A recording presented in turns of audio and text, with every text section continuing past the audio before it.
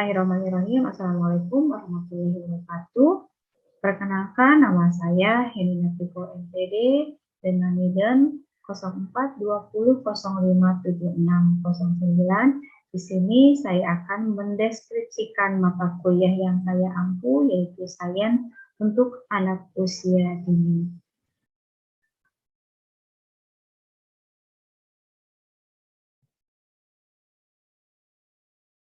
Baik, capaian pembelajaran dari Sains untuk anak usia dini yaitu mempelajari ilmu sains secara umum serta keguruan sebagai cabang dari pokok bahasan ilmu sains anak usia dini merupakan salah satu kompetensi yang nantinya harus dikuasai oleh guru PAUD.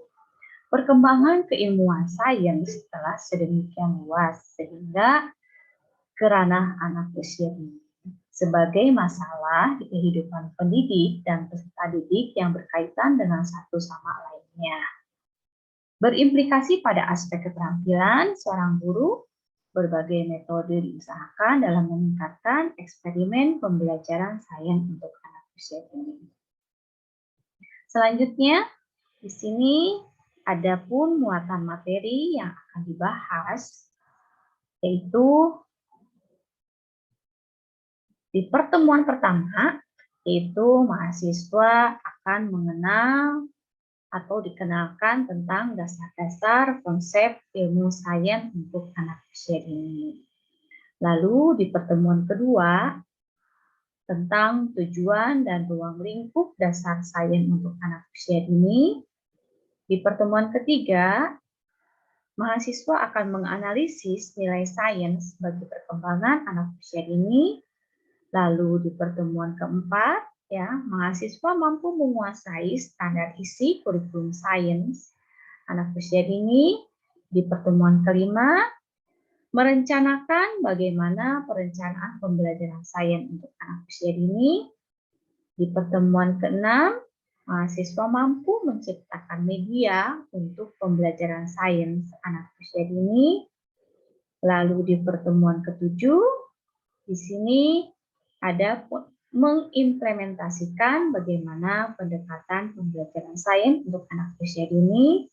Lalu di pertemuan ke-8, mengembangkan bagaimana pendekatan pembelajaran proyek untuk anak usia dini. Lalu di pertemuan ke-9, mampu menciptakan bagaimana pembelajaran based learning. Selanjutnya di pertemuan ke-10, yaitu mampu menerapkan bagaimana pembelajaran berbasis otak untuk anak usia dini. Di pertemuan ke-11, mahasiswa mampu menguasai pembelajaran discovery learning untuk anak usia dini. Selanjutnya di pertemuan ke-12, merencanakan dan menciptakan bagaimana caranya bermain eksperimen untuk anak usia dini. Pertemuan ke-13, menerapkan dan menguasai bagaimana strategi dan organisasi pendekatan sains untuk anak usia dini. Di pertemuan ke-14, menguasai pengembangan sains berkebutuhan khusus, sistem pembelajaran selama daring. Kami melakukannya melalui pertemuan secara virtual, yaitu menggunakan Zoom, di mana akun Zoom ini digunakan sesuai dengan jadwal yang sudah diterima oleh mahasiswa. Selanjutnya, untuk tugas, kami menyediakan Google Classroom, di mana mahasiswa untuk mengupload hasil dari tugas yang sudah diberikan oleh dosen. Selanjutnya, ada juga YouTube di sini sebagai salah satu sarana mencari bahan atau materi, baik itu yang sudah diberikan oleh dosen, ataupun untuk mencari referensi-referensi materi yang diperlukan. Selanjutnya, untuk presensi mahasiswa, kami menyediakan Google Form, di mana mahasiswa akan tercatat apabila mahasiswa tersebut hadir dalam perkuliahan saat itu.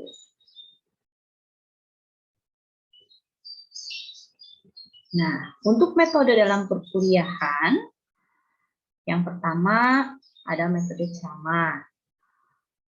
Yang kedua ada metode diskusi. Yang ketiga ada kerja kelompok. Yang keempat tanya jawab. Dan yang selanjutnya ada demonstrasi. Di mana metode ini harus saling berkesinambungan pada setiap pertemuan perkuliahan melalui akun Zoom atau secara virtual. Harapan dari metode ini yaitu untuk membangun jiwa mahasiswa yang lebih interaktif, komunikatif, dan aktif. Adapun komponen penilaian, yang pertama, penilaian diambil dari kehadiran mahasiswa sebanyak 14 kali pertemuan. Selanjutnya dari proses keaktifan dan partisipasi mahasiswa selama pembelajaran berlangsung. Lalu hasil yang didapatkan. Selanjutnya ada ujian tengah semester. Lalu ujian akhir semester. Baik, di sini ada beberapa yang menjadi kriteria ya penilaian terhadap mahasiswa, di antaranya kehadiran. Kehadiran di sini ada 40%.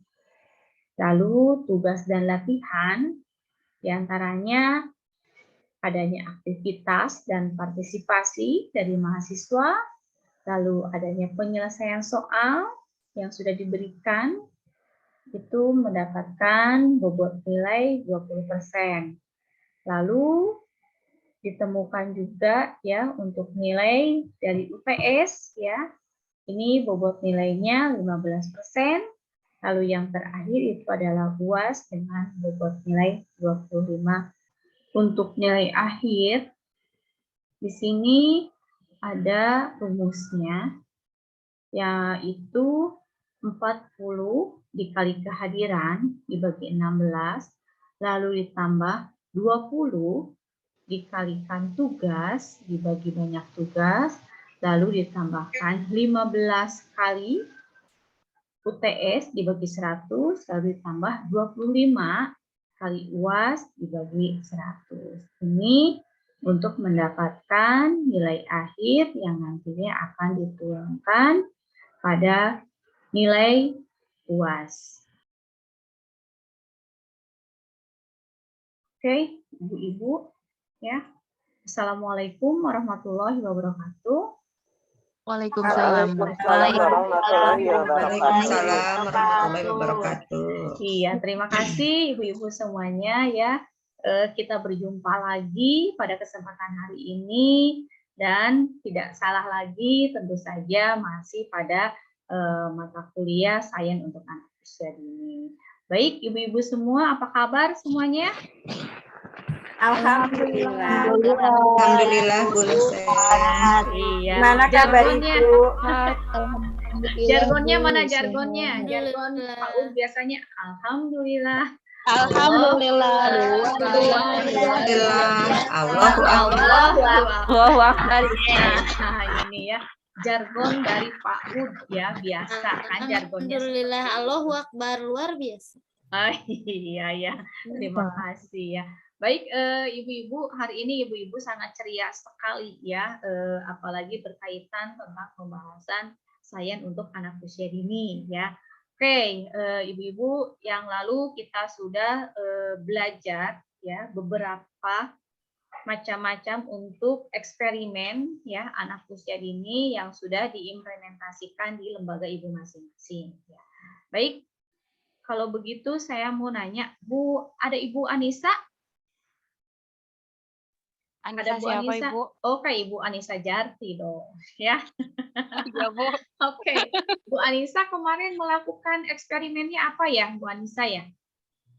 Kalau aku eksperimennya itu Bu, apa sih, apa sih, masukin buah yang Mhm, jadi masukin buah ke dalam 3 gelas air, betul. nanti salah satu buahnya itu ada yang dikupas, Mhm, ada yang tidak dikupas, dan yang mhm. dikupas sebagian. Nanti anak-anak melihat, apa sih, jeruknya itu mana yang tenggelam dan ada juga yang mengapung. Oke, jadi percobaan tenggelam dan mengapung menggunakan buah jeruk ya, Bu Anissa ya. Nah, satu lagi yang saya Mohon Bu. tertarik nih, Bu Anissa nih kemarin juga Bu Anissa em, melakukan percobaan ya dari kulit jeruk tersebut. Coba ada siapa yang mau memaparkan nih yang hasil percobaannya Bu Anissa jeruk dengan Bu Suryani, ayo Bu Suryani silakan Bu Suryani. Waktu itu jadi jeruknya itu kan ada balon ya, ada balon. Terus kalau diperas ke apa di apa sih dia namanya digituin teh? Dipijit Siapa terus Bu? kan ada Diperas. airnya. Iya. Nah, bisa meletus dan tidak gitu Ibu. Oh iya. Jadi hasilnya, iya. Ya, terima Seperti kasih itu. Bu Rusdiani. Berarti ibu-ibu semua masih mengingat ya hasil dari eksperimen yang kemarin ya, ibu-ibu ya. Baik, kalau begitu izinkan saya untuk share screen ya. Di sini ya, saya akan memaparkan dulu tentang pengertian sains ya. Tentu saja sains di sini ada beberapa pengertian yang menurut bahasa Indonesia, ada yang menurut bahasa Inggris juga, ya, ada bahasa Latinnya juga. Dari bahasa Jerman mengungkapkan bahwa sains itu disebut dengan Wissenschaft ya, yang artinya pengetahuan yang tersusun atau terorganisasi secara sistematis. Tentu saja harus tersusun ketika kita mau melakukan praktek-praktek atau eksperimen ya tentang sains untuk anak usia ini. Nah, ini ya ibu-ibu semuanya. Nah, di sini ya menurut riset ya 1975 ya bahwasannya sains itu merupakan kumpulan pengetahuan yang diperoleh dengan menggunakan metode-metode yang berdasarkan pada pengamatan dengan penuh penelitian.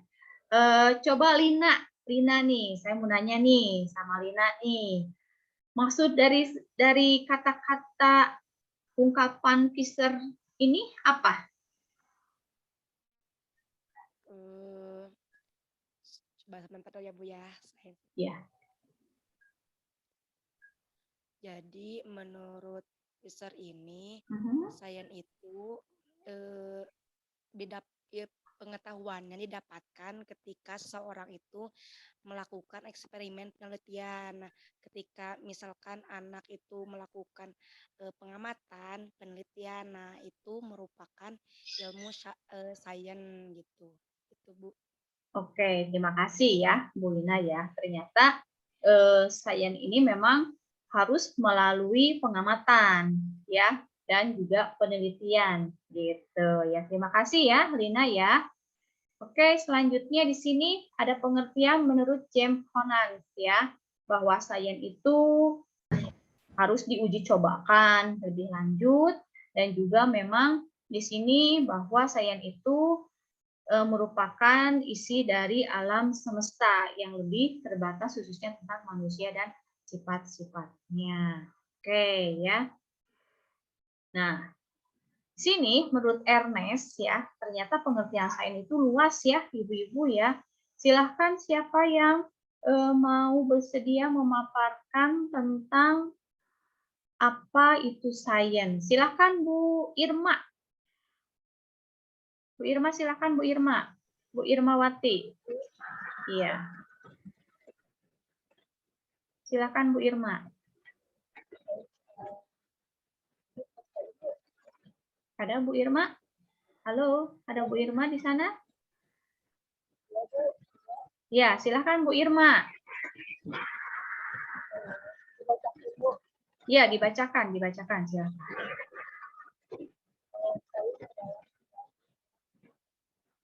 Nah, suaranya kecil ya.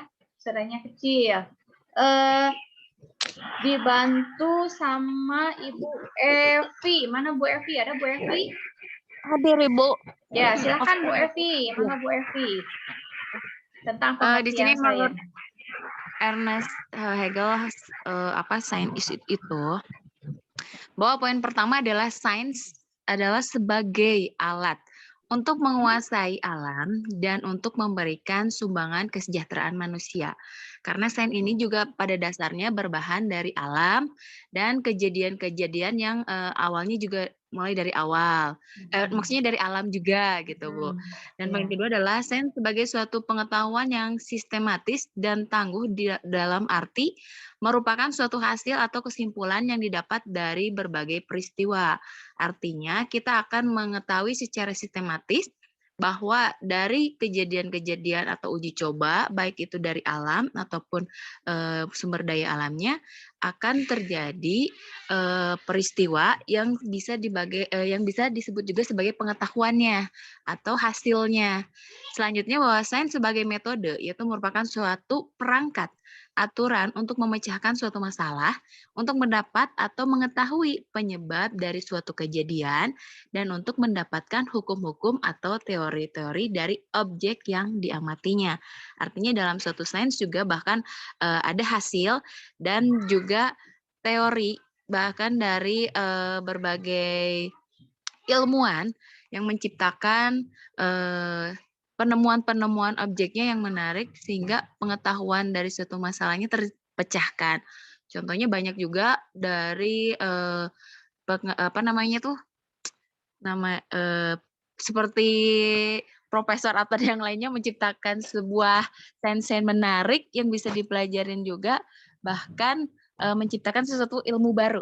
Itu mungkin Ibu, hatur nuhun. Oke, terima kasih Bu Evi ya atas penjelasannya. Berarti Bu bisa diartikan kalau sains itu pengetahuan yang tersusun atau terorganisasi secara sistematik gitu ya Bu ya? Iya, tepat sekali ya Ibu Suryani ya, bahwa sains itu memang harus tersusun gitu ya Bu Suryani ya, kalau melihat dari pemaparan beberapa tokoh yang ada di sini. Baik, kita lanjutkan. Nah, di sini ya, sains menghadapi perkembangan dunia. Kenapa sih bisa disebut seperti itu? Gitu ya.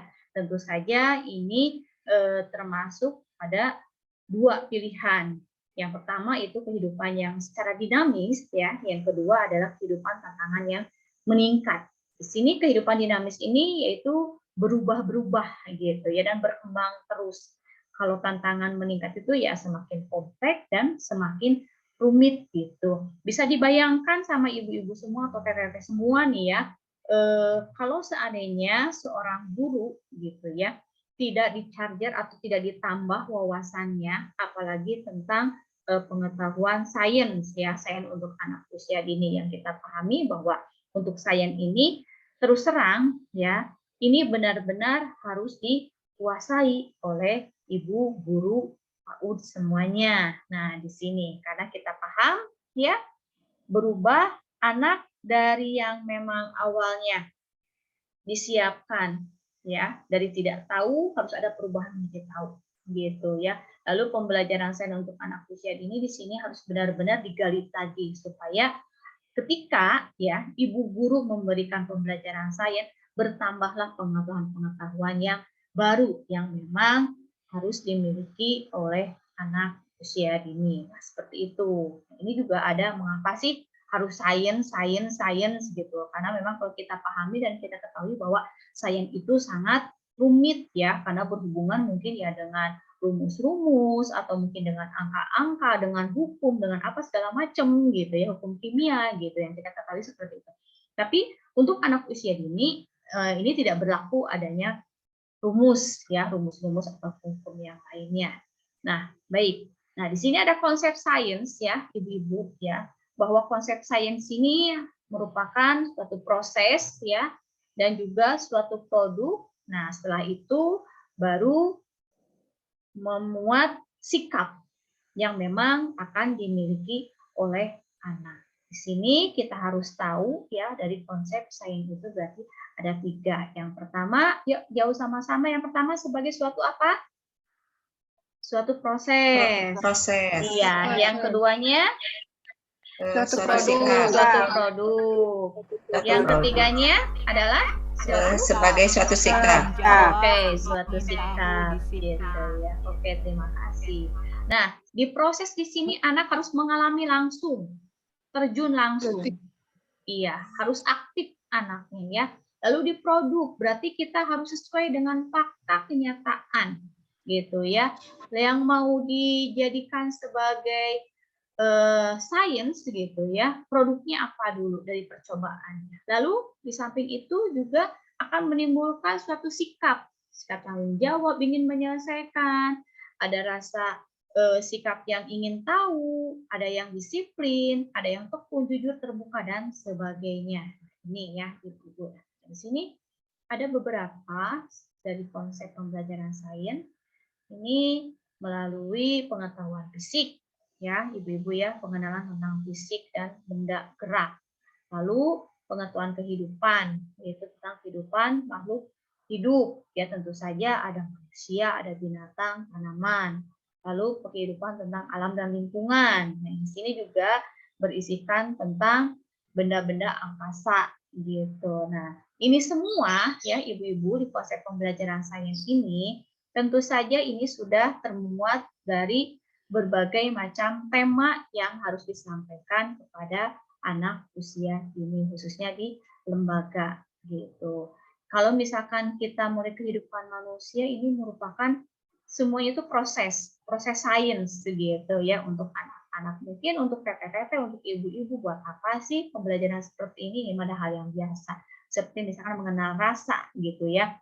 Berarti kan bagi anak-anak ini adalah suatu proses ya, pengetahuan yang memang harus dimiliki oleh anak. Oke.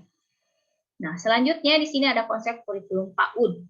Nah, konsep kurikulum PAUD ya yang kita miliki ya, tentu saja harus ya, nih, harus mengembangkan secara holistik mencakup semua aspek perkembangan ya. Keenam aspek perkembangan itu apa saja, Ibu Chandrawati? 6 aspek perkembangan, Bu Chandra. Ya. Pengembangan secara holistik mencakup semua aspek perkembangan. Iya, perkembangan apa saja, Bu? Bahasa, kognitif, 6 bisa masuk.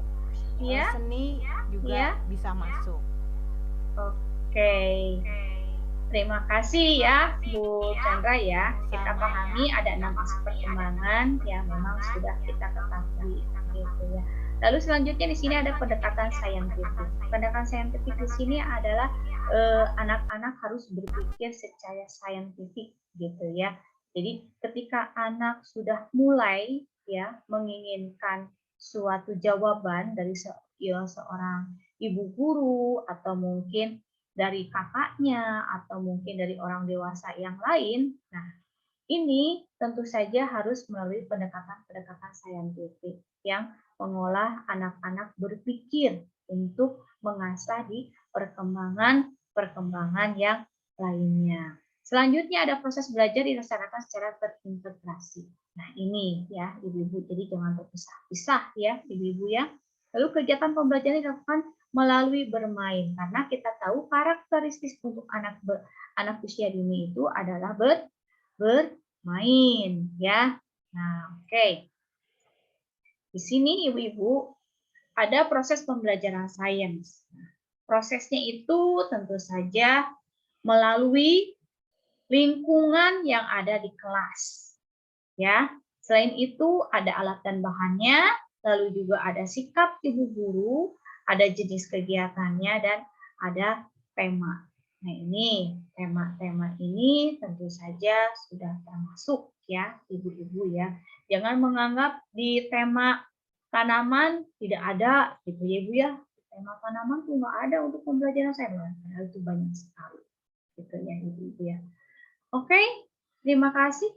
Mungkin itu saja ya kesempatan hari ini yang bisa saya sampaikan. Ada kuis ibu-ibu ya, saya minta tolong ibu-ibu ya untuk ada kuis, mengisi kuis di sini. Ya, oke. Kita mulai ya. Silakan.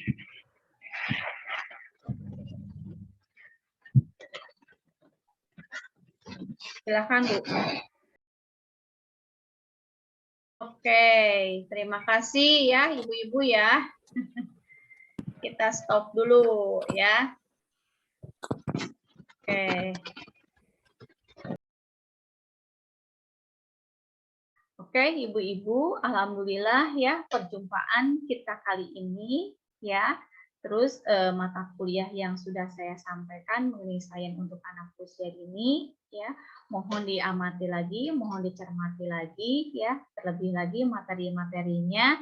Dan tadi ketika ibu-ibu ya mengerjakan soal kuisis ya secara online gitu, tolong jangan sampai menekan tombol panik gitu ya ibu-ibu. Nah itu ya kiatnya. Santai ya ibu-ibu mengerjakannya, dilatih untuk kejelian juga. Nah jadi saya tadi bisa melihat, oh ternyata memang ibu guru atau teteh-teteh masih memiliki tombol-tombol panik gitu. Nanti mah dihilangkan tombol-tombol paniknya ya ibu-ibu teteh semuanya. Baik ibu-ibu dan teteh semuanya, mudah-mudahan apa yang materi sudah saya sampaikan banyak manfaatnya ya buat ibu dan teteh semuanya dan dapat diimplementasikan di lembaga ibu-ibu semuanya. Mungkin ini saja yang bisa saya sampaikan. Sampai jumpa lagi ya pekan yang akan datang dengan percobaan-percobaan sains yang akan kita lakukan bersama-sama. Gitu ya ibu-ibu ya. Baik, ada yang mau ditanyakan dulu sebelum saya diakhiri dulu? Ada yang mau bertanya? Tidak ada? Berarti semua sudah paham, sudah mengerti? Oke, sip kalau begitu. Paham? Besok ya, pekan yang akan datang maksud saya mau ketemu lagi dengan berbagai macam percobaan dan kuisis yang akan saya tampilkan lagi. Nah, untuk pekan yang akan datang, jangan sampai ada tombol panik, jangan sampai ada yang salah-salah lagi, gitu ya ibu-ibu ya. Baik, kalau begitu. Ya, UTS, Bu. Minggu depan UTS, Bu. Betul Bu Yin ya. Pekan depan kita akan UTS ya. UTS-nya itu melalui percobaan eksperimen yang sudah kita bagikan ya di kemarin. Oke ya, kalau memang ada yang memang tidak paham ya ibu-ibu ya tentang percobaan sains yang akan kita lakukan di UTS pekan yang akan datang, silakan untuk menjapri saya. Gitu ya ibu-ibu ya. Tapi saya rasa semuanya sudah siap ya ibu-ibu ya dengan UTS ya, dengan bahan-bahannya ya. Insyaallah. Oke, sip kalau begitu. Jangan lupa ketika kita sudah UTS dengan mempraktekkan berbagai macam sains untuk anak usia dini ini, tolong langsung diimplementasikan di lembaganya masing-masing. Ya. Dan untuk teman-teman yang lainnya saling berbagi ya, karena berbagi itu indah ya, apalagi berbagi ilmu. Nanti akan banyak manfaatnya buat kita semua. Oke, akhirul kalam ya ibu-ibu semuanya ya, teteh-teteh, sampai jumpa lagi pekan yang akan datang. Tetap semangat ya, jangan lupa ya selalu tersenyum dan bahagia. Oke ya, baik kalau begitu sampai jumpa lagi. Assalamualaikum warahmatullahi wabarakatuh. Waalaikumsalam warahmatullahi wabarakatuh. Terima kasih Bu atas paparannya.